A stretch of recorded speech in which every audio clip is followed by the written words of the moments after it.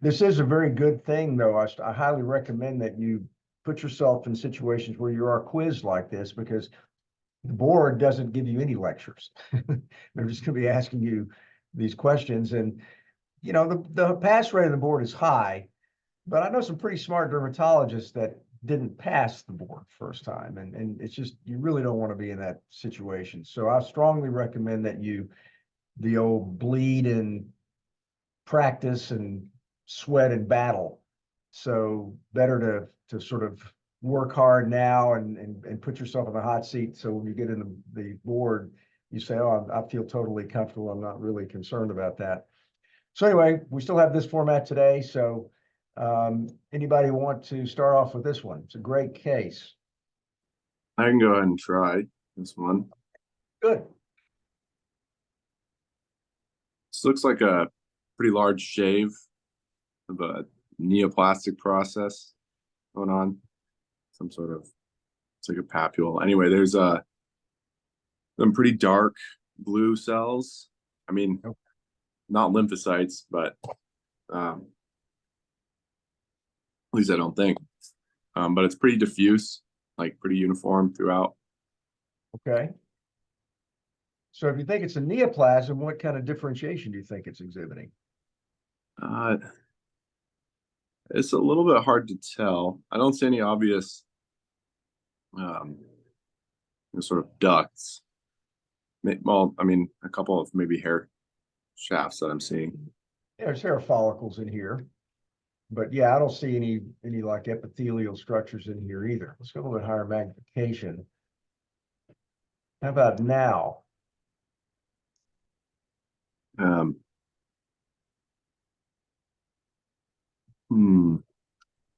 So maybe some paler cells. Yeah. I don't really know what I'm looking at. We got a little bit more of like a granular type of cytoplasm to them, or Yeah. Okay, good. So they do have kind of some sort of abnormality going on inside the cytoplasm. I agree with you. It's even kind of clear in some areas right over here. Okay. So now what do you think? You still think it's a neoplasm? Well, pretty low power, kind of looked like a neoplasm. There's actually a certain variant of this disease that's actually got a neoplastic kind of name to it. We'll talk about that in a second. I mean, honestly, I'm not. It seems like it could still be a neoplasm. I guess it sounds like you're saying it's maybe more inflammatory. Yeah. So what kind of cells are we looking at here? Like histiocytes. So yeah. These are. So if it's got tons of histiocytes here, diffusely, what do we call that? What kind of inflammation is that? Granulomatous. Yeah. Yes, it's granulomatous. And it's a very diffuse granulomatous process here. There are lymphocytes in here, but probably about 90% of the cells are histiocytes. And then let's look up here. What's going on right in this area? Well, I mean, that's like where the papillary dermis would be, but it looks like it's either spared or replaced by something. Looks like some collagen that's parallel to the surface. Yeah, that's the papillary dermal collagen there. And yeah, you're right. It spares that area. It's involving this reticular dermis, but for some reason, it's not really affecting the papillary dermis. Sort of the opposite of what you might see with mycosis fungoides, for example. So we got, what do we call that area when you've got a inflammation down here and epidermis here, and you got this area that's not really involved between it? The Gren zone? Good. There's Gren zone. So we've got a diffuse granulomatous dermatitis. We've got these cells that look like they have something in their cytoplasm, and it's clear. Okay. So any ideas about the diagnosis? Clear cell, something. Well, if it's granulomatous, Okay, if it's got mostly histiocytes in it and it's got clear cytoplasm in it, what can give you clear cytoplasm inside cells? Just think about what some of the things are that can cause that. Glycogen, Glycogen is one, yes. fat, Fat, yes. Lipid, absolutely can do it. and then maybe sort of ballooning degeneration. I don't know Okay, that. no, that's good. Yeah, some sort of ballooning degeneration could be some kind of fluid. Be a little bit funny to be inside histiocytes, but yeah, maybe even some kind of foreign material. You know, what if it's something like, you know, uh, silicone, you know, something like that. That can give you kind of little tiny bubbles that are clear in the cytoplasm. So those are some various things that you'd have to think about. That's exactly right. If you look carefully at some of these cells here, this is again the limitation of digital pathology, but you can see there's some little kind of wispy material. It looks almost kind of slightly, it's not really granular. It almost looks like a little tiny little bacilli-like structures. Mm-hmm. So if you look at this diffuse granulomatous dermatitis, it's got this pallor of the cytoplasm. You look carefully, say, you know, it looks like there's little small rod-like structures in the cytoplasm, in addition to that sort of clear material here. Does that give you any clues to the diagnosis? Well, uh, not 100% sure, but I'm thinking. I mean, this is like xanthoma. It Xanthoma. could be a xanthoma. That's something that you would have to think about. So yeah, it could be. That's one thing in the differential diagnosis would be a xanthoma. But if you see those little sort of rod-like structures that I'm calling your attention, would you Yeah, expect that in a xanthoma? I suppose not. Yeah, no, you wouldn't. You wouldn't see that. Where might you see it? uh, yeah, if only I knew. I'm not. I'm not sure. Okay. Rod-like structures, like it's like a cellulitis. I don't. I'm not. I'm not exactly sure. A gout, maybe? Are we talking about gout? Could it be gout? Well, gout would be crystals, feathery crystals, and those are usually extracellular. Here we've got intracellular lipid with little rod-like structures in there. And it's a very, very diffuse granulomatous process with the Grin zone.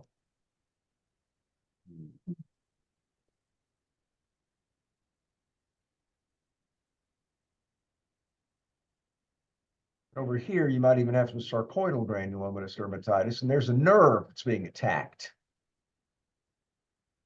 Okay. So we think of granulomatous dermatitis. What are the 5 general types of granulomatous inflammation that we talk about? What are some of the causes of granulomatous inflammation? Uh, well, there's like like palisaded, Right. separative, Good. uh, sarcoidal. Good. I think tuberculoid. Probably closer to sarcoidal in some ways, like over here, but it's just so massively, you know, there's no real residual sarcoidal granulomas here because the whole thing is just kind of diffuse at this point. But this would be kind of closer to a sarcoidal pattern, but it's just very, very diffuse. Sarcoidosis, or Could be, but does that give you foamy cytoplasm with rod-like structures in it? mm, no. No, it doesn't. So when you No. think about granulomatous inflammation, you've said so palisaded, well, that'd be like, you know, rheumatoid arthritis, those sort of things. Sarcoidal can give you sarcoid, but where else can you see sarcoidal granulomatous dermatitis? Did you stain this for anything?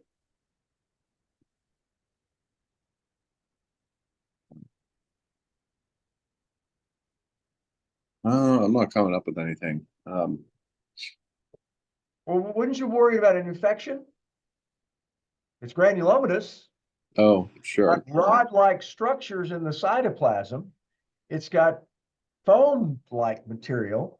So what kind of infectious disease do you know that gives you a lot of lipid the organisms have lipid in their cell walls.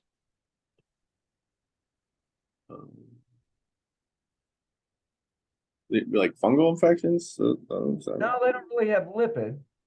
They have more, they're PAS positive because they have like, long chain polysaccharides and things like that. They don't have lipid.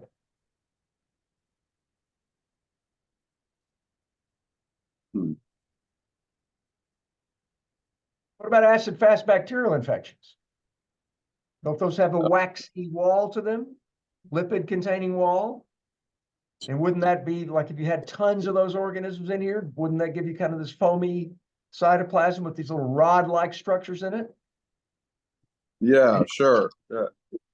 And if I you guess reach down and touch this guy with a needle, you probably wouldn't feel anything.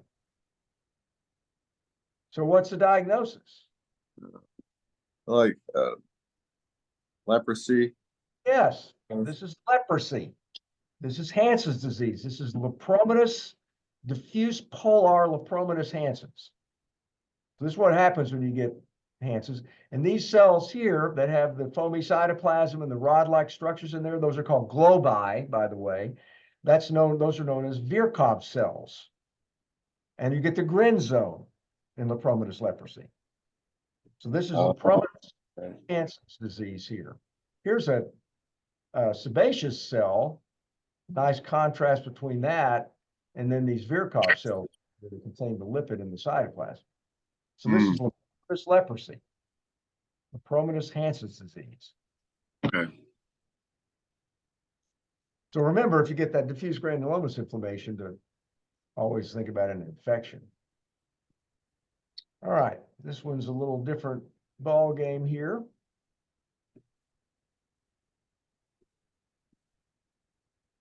Very, very fair for the board. I got it. Yeah, fire away.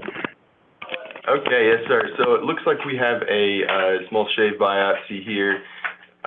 They punched, though, actually. They punched it. I'm sorry. A punch, yep. I see that on that left side. And there's a bit of a subepidermal split with inflammatory influence within the blister cavity. I think. Okay, good. So now you're dealing with subepidermal vesicular dermatitis. Yes. So how are you going to make a specific diagnosis? What's the next step? I think maybe we should go ahead and kind of take a look at the cell type that's within the blister cavity. Yeah. What kind of cells are in here? We can see a few eosinophils located within there. Excellent. Yes. Eosinophils. So. What else do you look at before you just jump to the diagnosis? Is there anything else here that you want to look at that I'm kind of emphasizing for you here?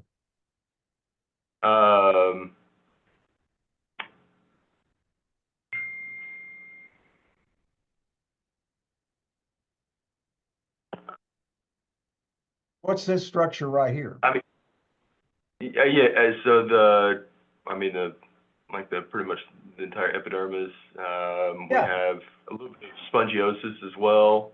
Good. There's a little bit of spongiosis in there. Excellent. Very good. What's missing from here? What's not present that's helpful for this?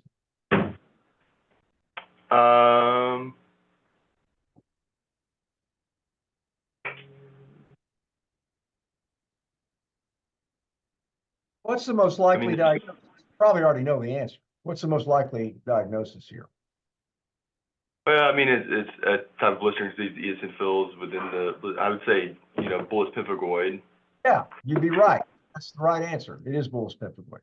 But you're looking down at your, multiple choice selections, and they have Bullous Pemphigoid. Then they put in their fixed drug eruption. Can that give you a subdermal blister with eosinophils? Yeah, certainly. Can. I mean, if it's a bullet. So why aren't you going to choose that?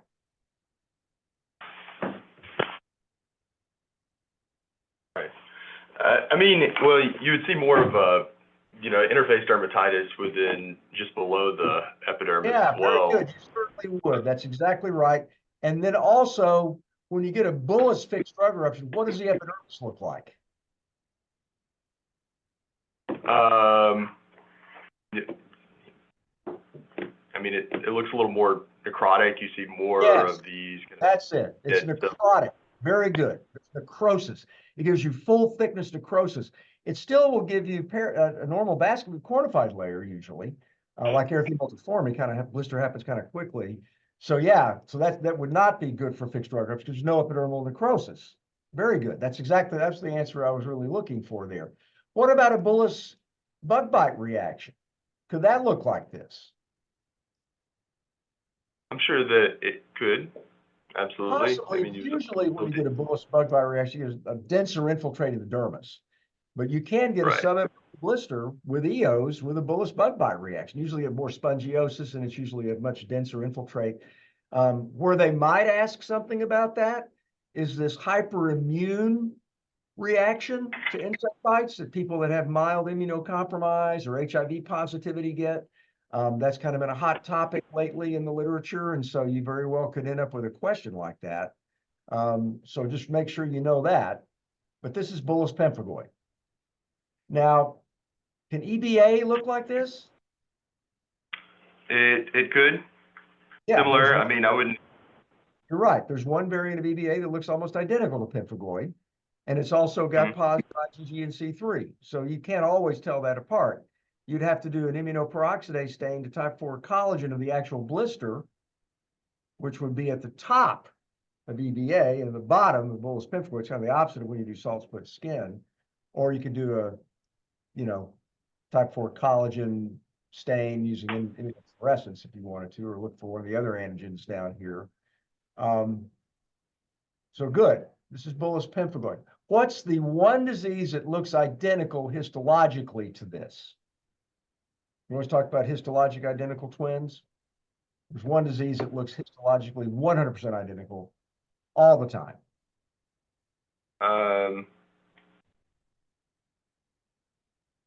I mean, thinking like, like more the inflammatory EVA, but There's one disease that occurs in young women, pregnant women, that histologically is identical but has a different immunofluorescence pattern. pemphigoid gestationis. Yeah, exactly. Right. And that has the positive complement, but not the IgG. Good. Right. So this is excellent. Now they might, this over here, look at this little piece here, it's a smaller area, still has EO, it's got a couple of polys in it. Make sure you don't go down the pitfall of dermatitis herpetiformis. You can get EOs in DH2, usually kind of a later lesion. All right, very good. Okay. I might ask you something like this. Now, not every question on the exam is impossible. They have some stuff that's pretty easy on there too. I could do this one. So it looks like we have a shaved biopsy, probably of more of like a papule because it's overall dome shaped. Then from this power, it looks like we're on acral skin, which is the compact stratum corneum, little stratum lucidum there, hypergranular layer. And so we're getting a lot of these like thickened areas of like collagen and collagen bundles throughout the dermis there.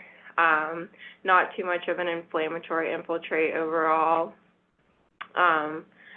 Feel like there's not too much more to say. My first thought was an acquired acral digital fibrokeratoma with this.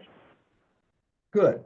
Now, when they show you something like this, that's pretty easy, they'll probably throw some things in the differential diagnosis down on the multiple choice selections to kind of try to throw you off a little. So what are some things you have to consider that they might put on there that might kind of confuse you a little bit here? I think a big one is a supernumerary digit, but you would want to look for like nerve bundles with that, which this is lacking. Very good. I totally agree. They probably would put that on there. What about superficial acral fibromyxoma? A little bit of little myxoid change in your focally. Would that possibly look like this? Yeah, you could do mucin stains then, I guess, to help. Well, usually that's much more fibrotic because it's an acral fibromyxoma. So it doesn't just have the thick collagen bone. So you have a lot more fibroblasts there with a lot more kind of diffuse mucin deposition. This is a little bit of mucin here that's probably just coincidental. Mucin stains are way overrated. You really don't need them because you can usually see mucin with H&E. So you don't really need those stains. But I agree, they would probably throw part like an accessory digit or traumatic neuroma, which is really what you see with accessory digits because they basically get amputated in utero and you just see the nerve twigs. What about a angiofibroma, like in somebody that's got tuberous sclerosis?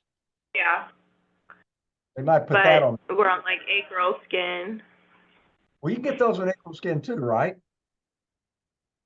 Yeah, Very ungual, but they usually have true. more blood vessels and they don't have the big thick collagen bundles like here either. They look really more like a fibrous papule. That's getting a little bit sort of obscure. I don't think they would necessarily put that on there as a differential diagnosis. But this is pretty straightforward, acquired digital fibrokeratoma. They might put verruca, wart, and you probably wouldn't go for that because it's really got more of a dermal based, process rather than epidermis, even though you've got the thick cornified layer that's folded back on itself. All right, good. So you got an easy one. This one's also a really good one.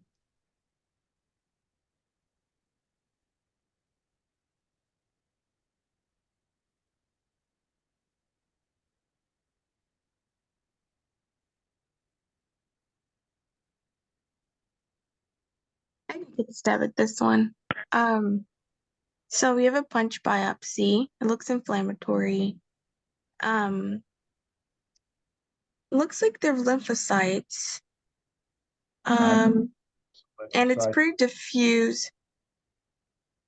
Yes, very good. It is very diffuse. Totally agree with that. Let's see. Let's go to higher magnification. Is there anything else that you start seeing at this power? Pretty thickened collagen. Okay, what about these?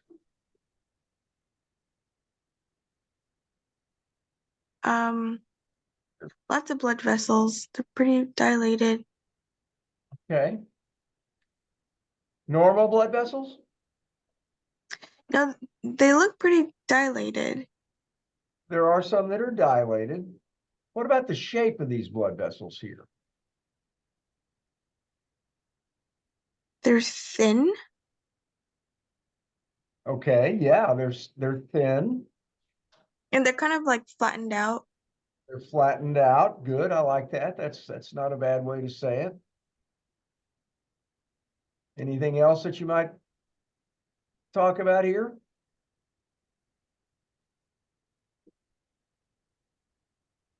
Normal number? No, there are lots of blood vessels. Way too many. Mm-hmm. Way too many. So are we still in the inflammatory disease? No, it's most likely neoplastic. Good. Like a vascular neoplasm. Very good. Excellent. It's always good to, when you go to higher magnification, you see something, I'm going to change my mind now because I thought it was inflammatory low magnification, but at higher magnification, no, there's no chance that it's inflammatory. You got all of these blood vessels here. There's thousands of them in here. And then you've got this interesting phenomenon here, which you may have heard of. Mm. Here's a pre-existing normal blood vessel. Uh-huh. Then you've got these little bizarre slit-like vascular spaces kind of surrounding it in this area. Does that ring any bells?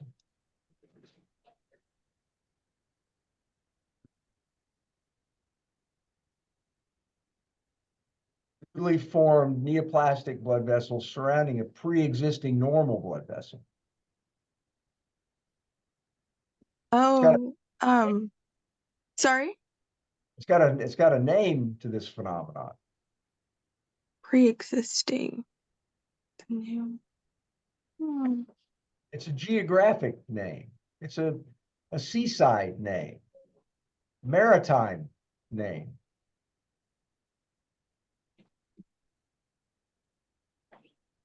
Inflammatory sign? Yes, this is the promontory sign. Promontory sign. Okay. Promontory sign, like, like the piece of land that sticks out into the sea a little bit. Well, the idea is that these are the newly formed blood vessels, and here's the normal blood vessel that's kind of surrounding it. That's to someone that sort of looked like a promontory. And that's almost pathognomonic for this entity here.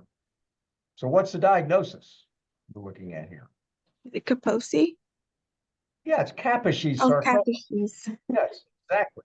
Now there's several different types of KS, right? Yes. Just a lot. There's several different forms. Which form is this? So I mean, you have the patch, plaque, and nodule. Good. Yes, those are the three most common. There's some others, but we're not going to care about those so much. But those are the main ones we do care about.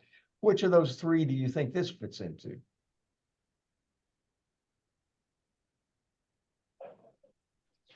Probably more so the nodule, The nodule, remember that gives you, it is a the true huge nodule. nodule. Okay. It looks like a spindle cell tumor, and it's really even hard to see the blood vessel vascular spaces in that. But when you get this diffuse interstitial pattern with lots of these jagged irregular blood vessels diffusely involving virtually all of the reticulodermis here, that's classic for the plaque stage. Plaque. Okay. Plaque. Patch is the same process, just not quite as extensive. And so when you see these patients clinically, the patch just looks kind of like a bruise. Plaque has got some nodular, well, it's got some, it's got some, you can feel it, some substance to it. And then the nodule looks like a round red bump, if you will. So this would be the plaque stage of KS. It's a nice example of it. And there's also, so look at all these bizarre, everything here is a blood vessel. If you do electron microscopy, even these little things over here are lined by endothelial cells. So this is a diffuse proliferation of all these bizarre blood vessels diffusely in the dermis over a broad front.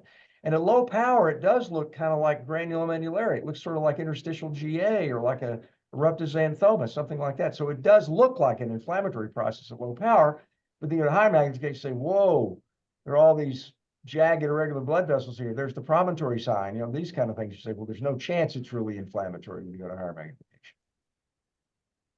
And what kind of inflammatory cells are often seen in KS here?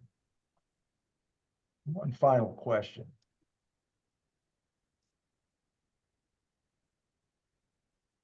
They're more so histiocytes. Well, actually, they get plasma cells in KS. Oh, okay. Plasma cells in Kaposi sarcoma. Okay, good. Very good. And we don't need HHV8 stains to make the diagnosis of KS.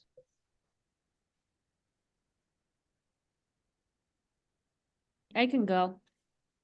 Okay. All right, so we got a punch and it looks neoplastic. Big here. Big. Could be Oh, like so maybe it's an excision. an excisional biopsy. Okay. Good. So if it's more likely to be inflammatory or neoplastic. Neoplastic. More likely. They don't usually do excisional biopsies of inflammatory things. They can, but they usually don't. Okay. So neoplastic. Do we think we're dealing benign or malignant at low magnification? Benign. Okay. And why? It looks like it's well circumscribed, mostly symmetric. It's very well circumscribed. Pretty symmetrical, at least based on this. We've got some holes up here. We got something going on down here. I don't know how big it is, but it's not gargantuan. They got it all out with the excision. So, it looks like relatively small. Yeah. So yeah, probably benign. Do we think it's epithelial or non-epithelial? Epithelial. Good. Bit of higher magnification. Let's see if we can find out what kind of epithelium we think we're dealing with here.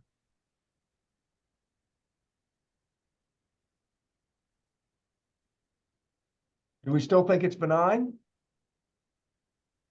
Mm, Let's go to higher magnification. for Say, now. I guess. oh, it's obviously gazillion mitoses and it looks necrotic and we're going to change our mind.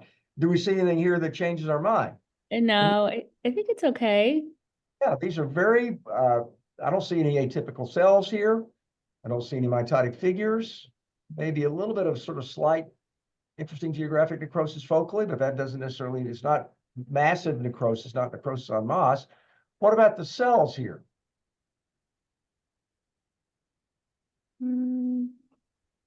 They look like they are little, maybe like foamy or granular on the inside. Got some whitish color to them. Now we saw Yeah. the leprosy a second ago that had that lipid in the cytoplasm and had the little, rod-like structures. Did we see that here? No.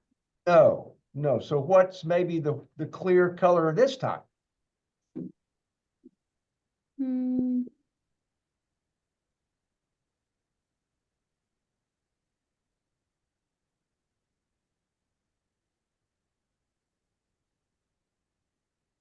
So we have lipid, we have like ballooning. Yeah, ballooning, but it does, I don't think it's ballooning degeneration. Yeah, this isn't ballooning. But what else can give you the clear? Like empty spaces. They could be empty spaces, but I don't think they are. Spongiosis. They could be spongiose, but I don't really think this is I don't spongiose. think it's spongiosis. So it's pale. So remember, we have lipid, then we have that other chemical substance that Oh, like glycogen. glycogen. Yes, glycogen. So notice that I think that's what's going on here. I think these cells have glycogen in their cytoplasm. So some of them are like this, others are small and round and kind of cuboidal. And then we've got what might even be something that's interesting over here that might be a clue to what kind of differentiation we're looking at here. Like here. What's that structure? Arterial, maybe? But there's no blood cells in it, right? No. Okay, maybe lymphatic. That could be like an opening. But lymphatics usually are very, very thin lining, the cells of the lymphatic, very, very tiny, thin lymphoendothelial cells. Here we've got cuboidal cells that are touching one another. They've got intercellular bridges. They're epithelial, right?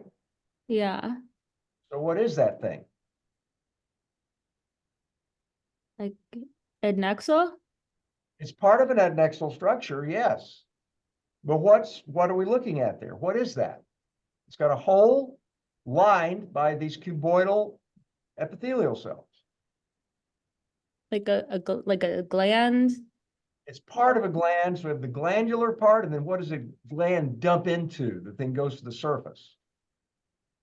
Like the apocrine duct? A duct? Duct. Ductal differentiation. Okay. So we've got clear cells, cuboidal cells. We've got this pink material that's probably fibrin. It's, back, and there's some blood vessels in here. That actually goes along with a lot of these lesions, interestingly enough. And we've got ductal differentiation. So what's the likely diagnosis here? Benign adnexal neoplasm with clear and small cuboidal cells with ductal differentiation. What's the answer? Another nice duct right there.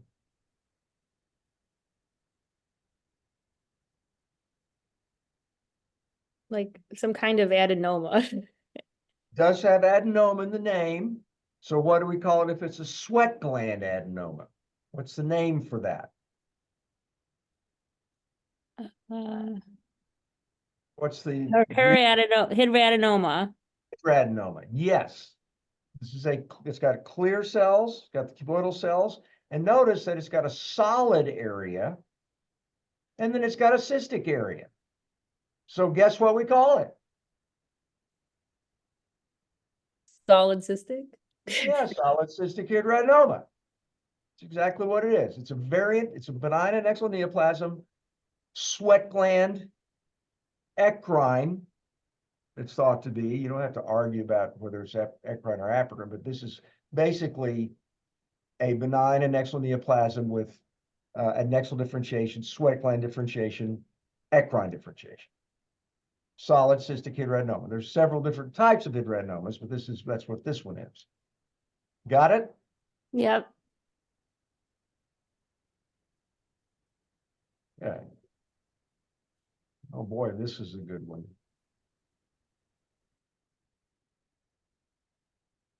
This could definitely be on the boards.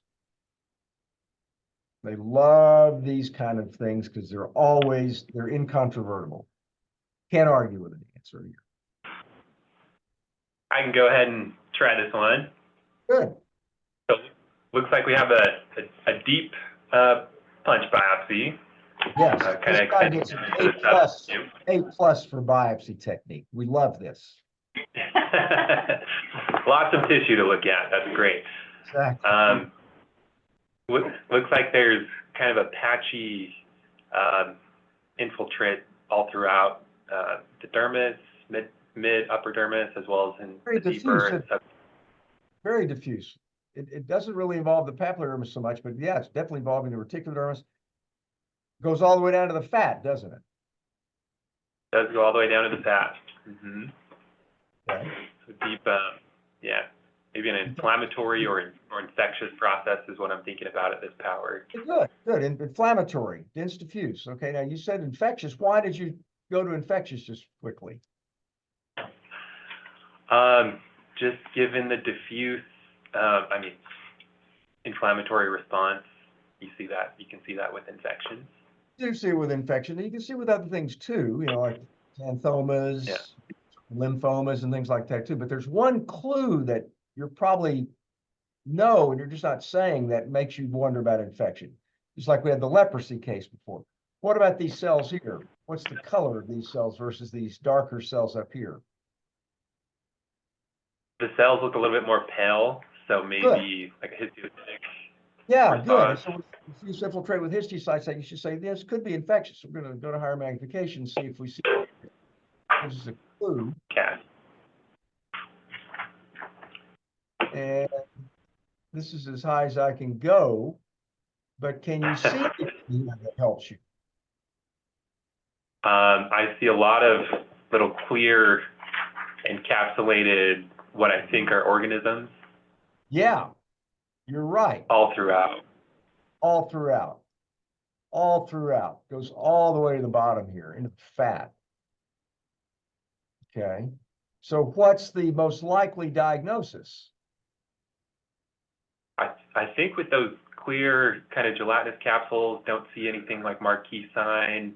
I'm thinking of deep fungal, like Cryptococcus, perhaps. Good. Excellent. This is crypto. That's exactly right. Crypto. Now they might, on the exam, might throw histo in there. These organisms are a little bit bigger than histo. Unfortunately, I can't get any higher, but histo's smaller. At this power, you really have a hard time seeing them. So this is crypto, and they probably wouldn't put diffuse histo on there because sometimes it can kind of look a little bit like crypto. But this is an example of the mucogelatinous form of Cryptococcus. Sometimes it's even got more mucogelatinous material than this. I think this was culture positive, and I think this guy was immunocompromised for one reason or another. So this is crypto. And there you can get both crypto that's got the gelatinous type, but you can get one that's got more granulomatous inflammation here. So this would be more kind of the mucogelatinous form, at least in some of these areas here. So that's crypto. Very good. What kind of auger does crypto grow on?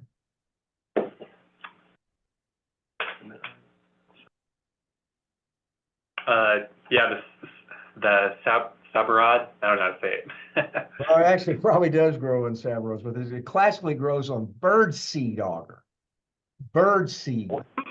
It gives you kind of a brownish colony. So that might be a trivia question they might ask. I doubt it, but. Birds. That's interesting. Birds. Thank you.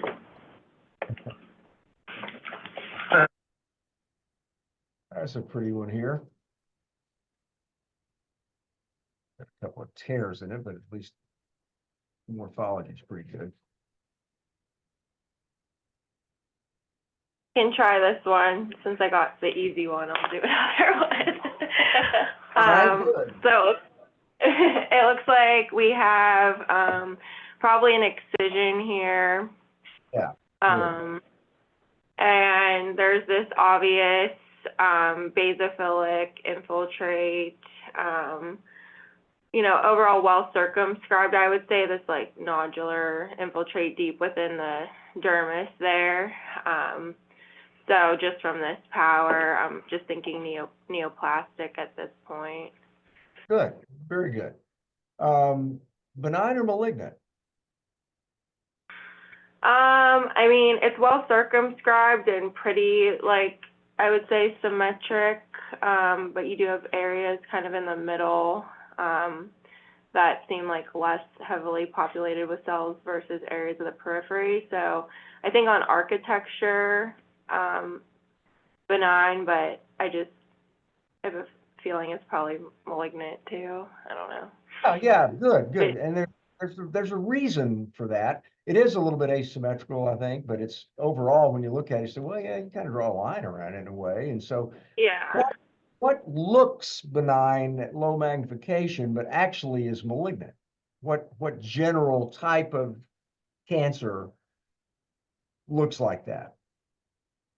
It's a kind of Looks benign. at low power architecture looks benign, but it actually is malignant. Or you go look at the cytology and high magnification, there's no chance this is benign. And, you know, you start looking at this kind of stuff here, the cells are obviously, everything's pleomorphic, and you say there's no chance. But the architecture. I mean, my first thought with this was a Merkel cell. Okay. Do you think, okay, so why did it look sort of benign at low power in this specific case? Because it's pretty well circumscribed, and there is a little asymmetry with how the cells are disputed, but it's not like strikingly asymmetric. We just had this a minute ago with the leprosy. What's going on up here? There's a Gren zone, so you can have like, you know, lymphoma too. Does Merkel normally have a Gren zone? I don't. Maybe not. I know lymphomas do. Usually doesn't. And Merkel cell actually can sometimes give some intraepidermal pagetoid involvement. So it actually arises from the Merkel cells that live in the epidermis. So why does this one have a Gren zone? Is it a Met? Yeah. Yes. Probably metastasis. Very good. And so when cancers metastasize to the skin, often, you know, cannonball metastasis type thing, sometimes you'll just get a round lesion, looks benign, low magnification, and then you go to higher magnification and say, uh-oh, there's no way this is benign. Maybe it's really a metastasis. So that's actually what happened here. Metastatic neoplasia here. Okay, so you said Merkel. Is there anything in the differential diagnosis? Or does it have to be Merkel? Besides Merkel? Well, these look like the atypical Merkel. What about these? Those are darker, like, you know, more hyperchromatic, like lymph. So you can think of like lymphomas. Those are lymphocytes. Good. Yes. So Merkel cell carcinoma and a poorly differentiated anaplastic lymphoma, those can look similar under the microscope. They both can be blue. They both have distinct kind of chromatin pattern when they can be anaplastic, so they can really look like one another. And the fact that you've got a lot of lymphocytes in here, you should probably make sure it's not a lymphoma, because the prognosis is much different between those two. Obviously, you don't want, you'd rather have a lymphoma probably than a Merkel cell in most cases, especially a metastatic Merkel cell like this one. You see these strands of collagen here? Mm-hmm. That's also characteristic of Merkel. We call that a trabecular pattern. These are sort of the struts of a Yeah. something that's being put up. That's what I call it, trabecular. And then what's one other thing you have to think about? So this is metastatic Merkel or metastatic neuroendocrine carcinoma. Where else would you be looking in the patient if you had this biopsy? The lung. Yeah. The lung. And so what's in the lung that metastasizes to the skin that's in the neuroendocrine family? One of the small cell lung carcinomas. Yeah, oat cell carcinoma, small cell neuroendocrine carcinoma of the lung, the pancreas, the GI tract, those are all other sites where the apid system lives, and you can get neuroendocrine carcinomas that develop in those locations. So there is one stain that tends to favor that versus Merkel cell. So they might show you this and say, what immunoperoxidase stains would you use here to find the diagnosis? So what stains are positive in Merkel? Well, CK20, like neuroenolase, synaptophysin, and Good. then the TTF. Okay, TTF1. Is that seen in Merkel? No, that's negative, but it's positive in the small cell of the lung. Good. Very good. That's what you need to know right there, exactly. And of course, the pattern of cytokeratin gives you that paranuclear dot pattern. And if you look carefully, see a little slightly pinkish structure right there? That's the keratin inside the cell that's highlighted with the CK20. You can actually do a neurofilament stain on this too, which will be positive. So good. This is Merkel cell, probably metastatic Merkel cell in this case.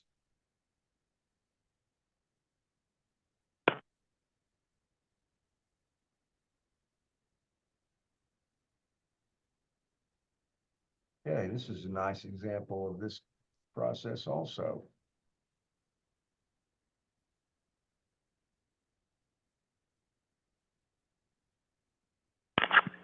I'll give this a try. Okay. Looks like we have a punch biopsy. Pretty unremarkable. We have maybe some compact ortho keratosis in the stratum corneum.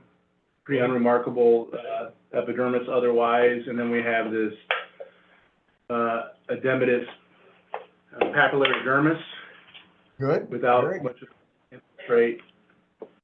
And then kind of dive a little bit deeper. Just we have like maybe some pronounced, looks like elastin fibers, kind of maybe throughout there, intermixed with collagen bundles. Not much of a infiltrate. Not much infiltrate, I agree. Yeah, so what's the main pathologic process we're looking at here? I think it's this edema. It's part of it. I agree. The edema is going to be part of it. But what about in this part of the dermis? Is there anything abnormal down here? It's a square. It's a squared off biopsy. Good. Now that's a sign of something. Why does the dermis get squared off like this? What's going on with that? Usually some kind of disorder of collagen or. Yes. What kind of disorder of collagen? Like a sclerotic process. Sclerotic process. Very good. Yes. It's not the only thing that can get a squared off biopsy, but it's a common thing that can get in. Let's go to higher magnification.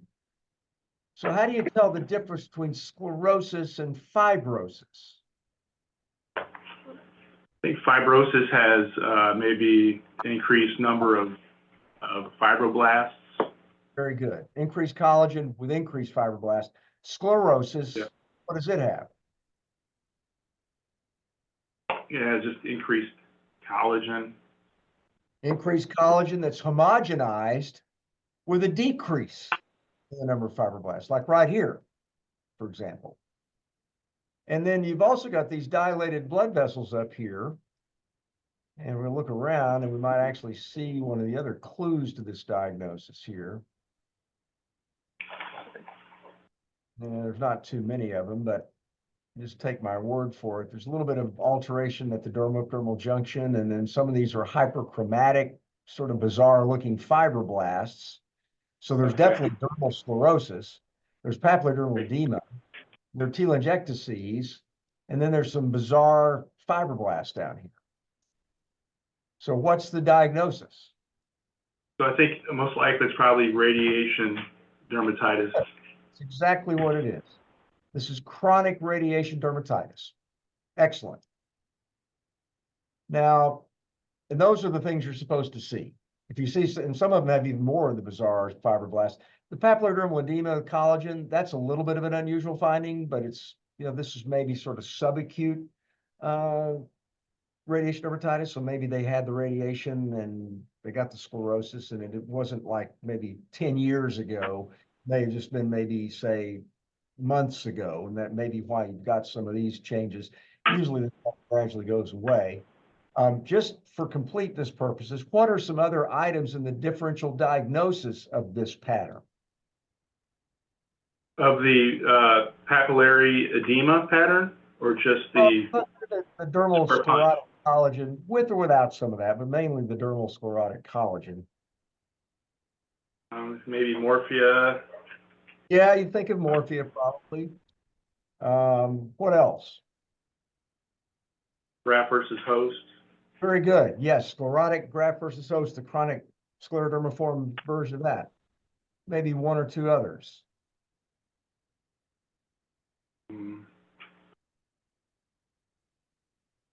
What if you saw some thick EAS positive material surrounding a lot of blood vessels up here, and you do have a little sort of potential. Like PCT? Yeah, good. Sclerodermoid PCT. Excellent. Very, very good. So those are just a few other items in the differential. In any of the sclerosing disorders, morphia, PSS, mixed connective tissue disease, any of those, you would want to kind of think about those. But this is an example of chronic radiation dermatitis. Good. Very good. Time for another one or two here.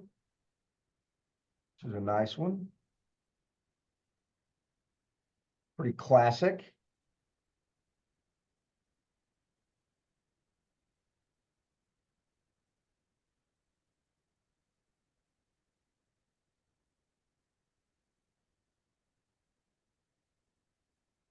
All right, I can take this one.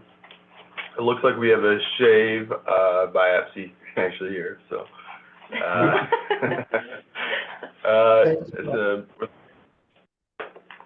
Porokeratosis up top. I mean, it looks just, really just basket weave, normal stratum corneum. So, but as we get a little bit deeper, we have some intersecting kind of bundles of collagen, has this kind of very characteristic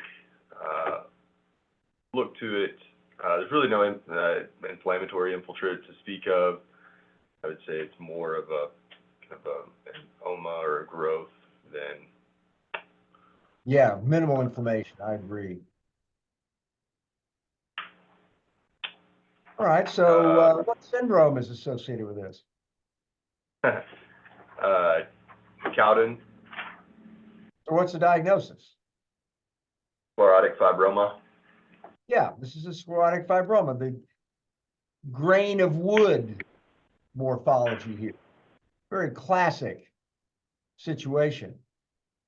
Now, they put this on the exam, and they probably would do something like that. They probably would just right off the bat expect you to recognize this pretty quickly. If you've had any reasonable training in dermatopathology, you should be able to pick this up fairly rapidly.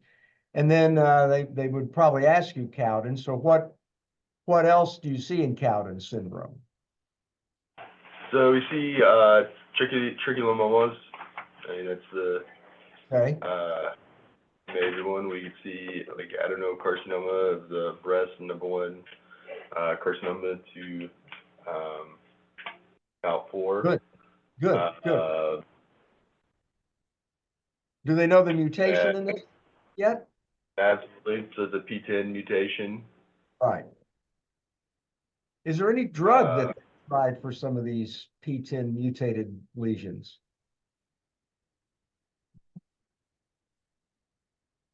I'm sure I'm missing something here. I believe they tried rapamycin for some of these things. I don't know if it works very well, but I think they've tried some of those. things. Right. So they might ask you some kind of questions like that. So yeah, good. You're on top of this. That's exactly what you should do. I don't think they're going to expect you to get this pretty correct. What's the one thing that you might think about if I just showed you this at high magnification in the differential? Could you think of, I don't know, maybe like a keloid or something like that? Yeah, you might think of a keloid. You might. It's not a keloid, but that's one thing that you might just think about. So that's very good. All right, got time for one more? Sure. See if this shows the pathologic changes in it. It sure really does very well. Well, sometimes you can do a recut and it doesn't show what it's supposed to show. I think we're going to throw this one out. Maybe. Let's see it. There it is right there. It's pretty subtle.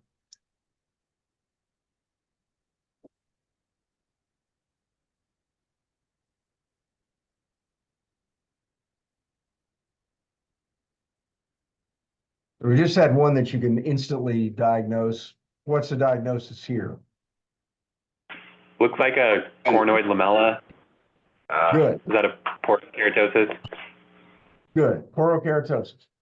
Now they might ask you about the recently described mutation associated with this.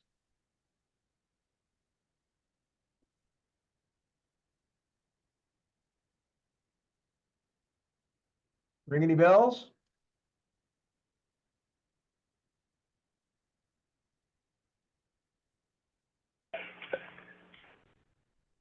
This is We're kind of not sure. I think it's fumarate hydratase, one of those. Check me on that. But I'm pretty sure this was just described a couple, 3 years ago. Very recent, that it's got an actual mutation associated with it now that's an enzyme. And I don't know why they get it in all the different variants, but it's repeatable. Here's the actual cornoid lamella sitting in a hair follicle right here. That's probably the infundibulum follicle over here. But there you can see it down inside a little deeper. It's the same thing. It's just a little bit deeper down. Kind of interesting. Okay, very good. Good job, everybody. So we're trying to recruit some more folks to come on to these sessions because there's one group that doesn't like to be called upon, and we may just give lectures because we want to open this up to the widest group possible, but we still want to do some more of these kind of unknown sessions too for you guys because it is good to go through it like that. So thanks everybody for being on, and we will see you next time.